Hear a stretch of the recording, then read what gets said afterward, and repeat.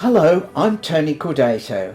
I'm a real estate lawyer, which means that I look after property transactions such as conveyancing, which is buying and selling properties, mortgages, leases, and property taxes.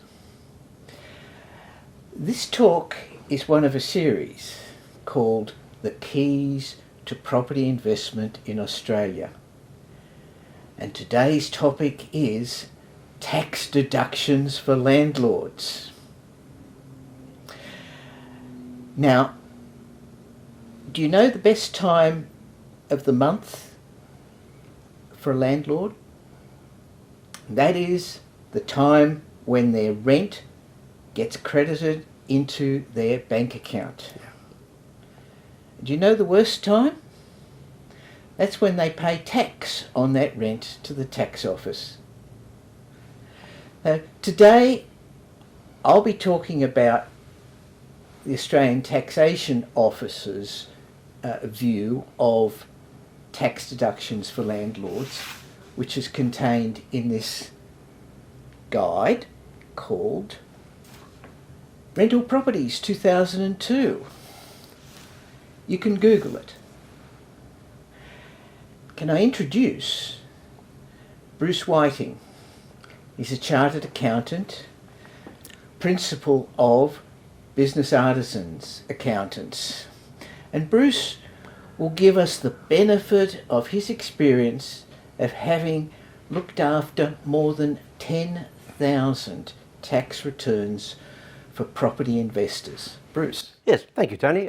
It's great to be here, and I'm looking forward to discussing the exciting topics of tax deductions for rental properties. Okay. Now, before we get into it, just a word of warning. Tax is a complex topic, and there's no way I can cover it other than simplistically and generally in this talk. Now, if you have a specific property or property tax situation, you must get advice from an expert tax accountant or lawyer. So having said that, let's get on with it.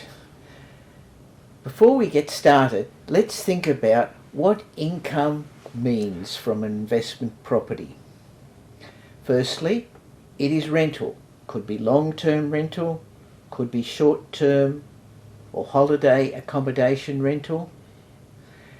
Don't think that the tax office won't find it all. You've got to declare all income from your property. The next category is when the tenant reimburses the landlord for water usage or for damage they may have done to the property. And the third category of income is when you receive an insurance payout for a loss of rent claim. Now, when more than one person owns a property, they have to split the rental. So if two people own a property, they'll normally split the rental 50-50. You can't agree to change that split. The only way you can change it is if you transfer that bit of the title and pay the stamp duty, the legal costs and the capital gains tax of doing so. So it's important when you buy an investment property to think about the correct structure before you buy. That's right. Right up front. Yeah. Okay, enough about income. Let's get on to the good bit, the tax deductions. There are 5 categories of tax deductions we want to talk about. The first one is the deductions, which are expenses that go with owning a property. And they are council rates or local government rates, they are water rates, they are strata levies in a strata building, building insurance in a house or other building, and there's land tax. They are deductible in the year of payment. Category number 2 rental property expenses. First and foremost is the agent's commission, agent's fees for collecting the rent. Then, when they're finding a new tenant, there'll be the advertising fees, the new lease fees, and some more commission. Then we have repairs and maintenance. Covers a multitude of things. Repairs could be electrical repairs, there could be a broken light switch or a broken light. Plumbing repairs, the tap is leaking, needs a new washer. Roofing repairs, the roof is leaking or the guttering's gone. There could be the annual fire inspection where somebody has to come in and check the smoke alarm. There could be a broken window that needs replacing, glass or frame.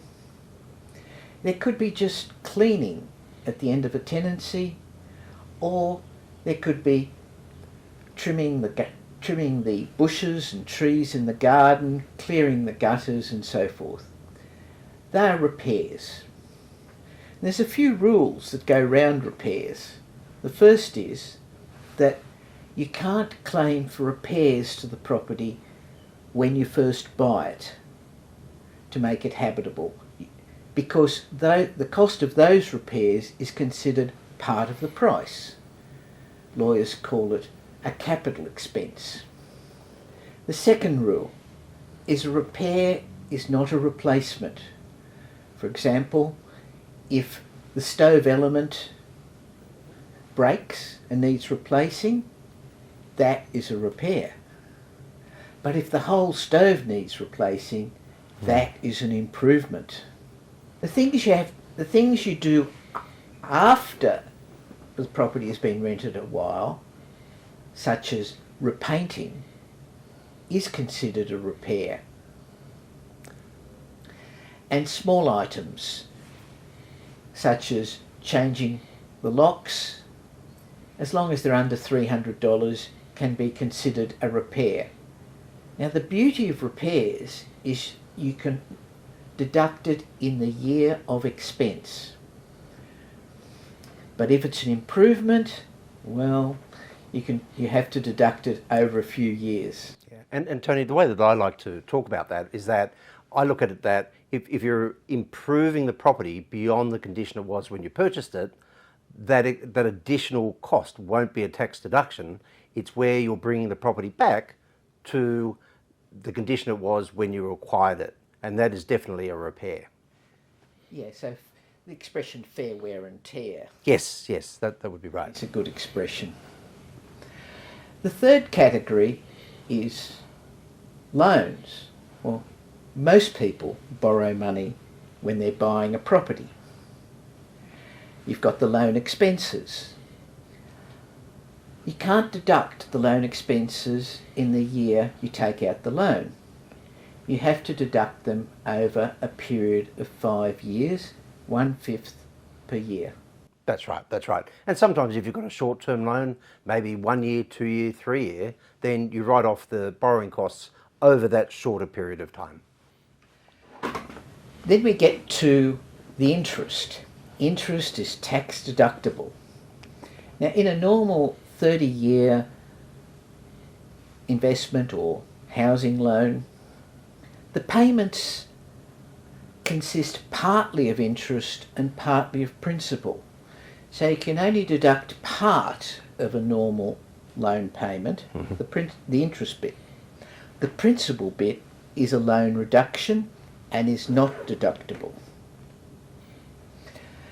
Now, when you refinance, normally you'd refinance for more money. If you take that extra money out and use it to improve the property, that's okay. The interest on that extra money is tax deductible. But if you use that extra money to buy a new car or to improve your own home, that's a private expense and the interest is not deductible. That's right. I always look at it that what is the purpose of the borrowings? And if the purpose of the borrowings is to acquire the rental property or whatever, regardless of what the security is, then that interest expense will be a tax deduction. Where I find some misconceptions is where someone uses their rental property as security to, say, improve their own home. And that interest expense in that case would not be a tax deduction. Yeah. And the tax office is awake to all this, by the way. The next category is what I like to call depreciation, what the tax office calls loss of value over time. And that's when you put fittings and fixtures into a property to improve it. And to improve the property rental or to improve the property value, and generally both. Now, to give an example, let's look at a kitchen. You see kitchen cupboards, you see bench tops, you see a sink, you see taps, you see a dishwasher, you see a stove, and a range hood. Now, you would think that when you put in a new kitchen, you'd be able to write that off as loss of value over time, wouldn't you? Well, you're wrong.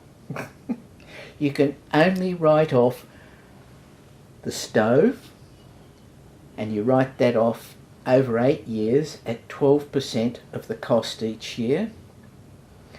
You can write off the dishwasher, write that off over 12 years at 8% of the cost a year. The range hood's like the stove over 8 years. And that's it. The rest are considered capital works, long-term improvements, which we'll deal with in the next category. Now, when you're buying a property, you will often buy a kitchen with a stove and a dishwasher and maybe an air conditioning unit in the lounge room. You can't take over what's left of the depreciation on those items. You can only depreciate the items you install, and then only the items that are new. You can't write off second-hand items. Before we leave it there, let's just have a look at the living room. In a living room, we look up and we'll find a ceiling fan. Yes, you can depreciate that over 20 years at 5% a year. On the wall, you'll have an air conditioning unit. Well, that has a lifespan of 10 years, so you can deduct 10% a year. And then we look at the floor. Well, depends what the floor coverings are. If they're real hardwood flooring, you can deduct that over about 6 years at 15% a year. If it's vinyl or hybrid wood-looking floor, you can deduct that over 10 years at 10% a year. If it's carpet, you can depreciate that over 12 years at 8% a year. But if it's tiles, you can't depreciate any of it. It's a capital work. That's right.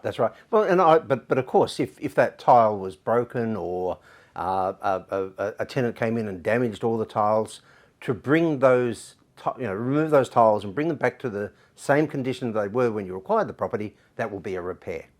Yeah. And therefore tax deductible. Yeah, in full at the year you spent the money on the repair. Correct. You have to spend the money and pay for it in the year that it's incurred. Yeah. Next category is called capital works.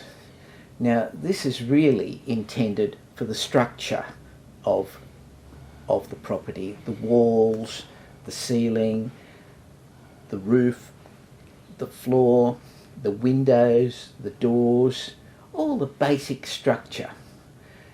Capital works are allowed to be depreciated over 40 years.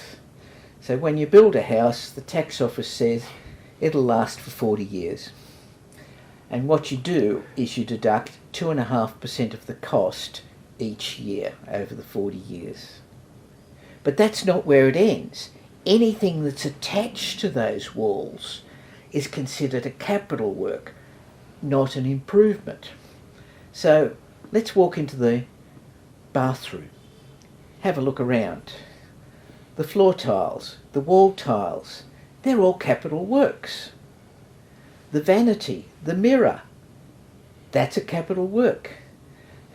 The shower fittings, the shower screen, that's a capital work. Even the light fittings are capital works. About the only thing that is not a capital work that you can depreciate in a bathroom is the exhaust fan. So, what about the bedroom? It's got built-ins. What do you think they are? Well, they're capital works. 40 years life in those wardrobes. Yeah, and I think that's where there's a real quirk, and you said it perfectly, Tony, is that if something's really affixed to the wall, like the built-in wardrobes, it's capital works, depreciated over 40 years. If in that bedroom is just a freestanding wardrobe, it's sort of going to be depreciated over, say, 10 years, 10%. So it really makes a difference whether something's in the wall and connected or not connected to the wall. Strange but true. So, and maybe don't screw it in. Yeah, exactly. Just let it sit there. And of course the bedroom, the ceiling fan, of course, has a 20-year lifespan, and the carpet has a 12-year lifespan. So that capital works is a real trap, I think. Yes, yeah, for sure. It needs a little bit of expert advice there. Yeah. Okay. And there are certain things you can't deduct at all. One of them is travelling to the property to inspect it. Now, it's a smart idea to go and visit the property every so often to check on its condition. And until recently, you could claim the cost of the travel and the cost of the accommodation as a tax deduction. But the government closed that loophole in 2017 because it was being abused by landlords who would buy an investment property on the coast, particularly up the Gold Coast, and claim their travelling and accommodation expenses. Now that's gone. The other expense that you might think should be deductible is your purchase costs. Your stamp duty, your legal costs, your property inspection costs, your valuations. No. They're capital expenses and they're added to the purchase price for what's called capital gains tax purposes, and they form what's called a base price. Yes, we call that the cost base. So it adds to the cost of the property in relation to capital gains tax on eventual sale. And the same applies when you sell. The agent's commission, the marketing expenses, the legal costs, they're capital expenses, and they are then added on to the cost base. That's correct. So it reduces the capital gain that you're going to make. Before you work out what your capital gain is. Correct. And of course, there's one little quirk. Remember those capital works? Everything you've deducted or claimed for those capital works is added back when you sell the property, and it's added, so it goes to reduce the cost base. That's correct, yeah. So it is a bit of a lot of people just forget about that, but that's very true. I hope you've picked up a few great pointers about tax deductions from this talk today. If you want more information, get onto my website, www.propertyinvestmentlawyer.com.au or www.businessartisans.com.au. Well, thank you for your time. Until next time.